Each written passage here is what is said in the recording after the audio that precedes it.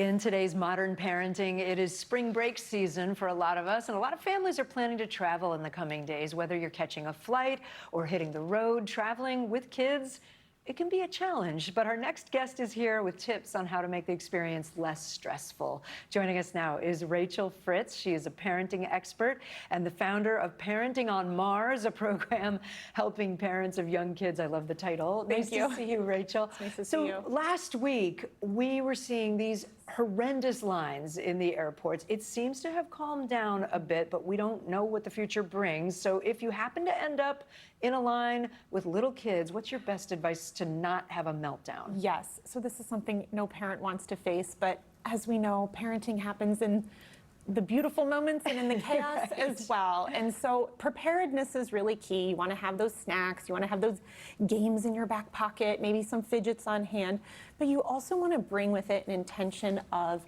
your connection and what you hope to build in your relationship with your kids, right? How your kids experience you, even in those tough moments, is what really matters. Yeah, that's a really good point. So as a parent, sometimes they melt down whether you want them to or not, right, for the slightest reason. What is the best way to survive that? I've had, I don't think my son would mind me mentioning that Zach used to have like epic meltdowns, especially when things were overstimulating. Of course. What do you do? Of course. So behavior is a sign. It's a sign of either an unmet need or an unlearned skill. Now, we're probably not going to teach a new skill, right? On the brink of a meltdown. However, if we can tap into what's going on beneath that behavior, what's the need? Are they hungry? Are they tired? Do they need movement? Do they need connection? If you can answer that question, what you do next is going to be so much clearer. Another thing you see a lot when you're traveling, boredom, right? The kids are bored because they're standing in line or they're on the plane. What are some activities you can prep for that? Right, so what I talk to my parents that I coach a lot is just about, you know, ways that we can kind of take things analog, ways that we can, you know, maybe grab those stickers instead of the iPad or a coloring book, and you can model this behavior too.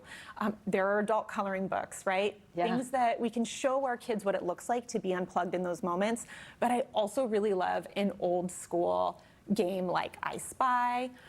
There's another great one called Unfortunately, Fortunately.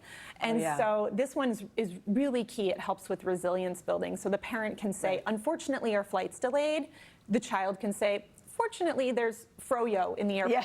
Right? And so that's a really good one. Yeah, we used to do best case, worst case kind of stuff. Right. So what about with infants, if I can ask about that? Because that can really be a challenge. I have an epic story that I will not tell, but like it's a family legend now about one of our kids. What do you do to make that smooth, especially on a plane? Sure. So baby wearing can be a great kind of tool in the airport, but practice that beforehand. So if you're going to do the baby wearing, my first child hated that. My two boys loved it. So give it a try before you commit to it in the airport. But then also traveling during nap times can be some great, so the child sleeping during that car ride or that airplane ride, and then nursing or bottle feeding on takeoff and landing. Their poor ears. That is a huge one that works. Thank you, Rachael Fritz. Thanks for being here. There's much more news ahead. You're watching Daily.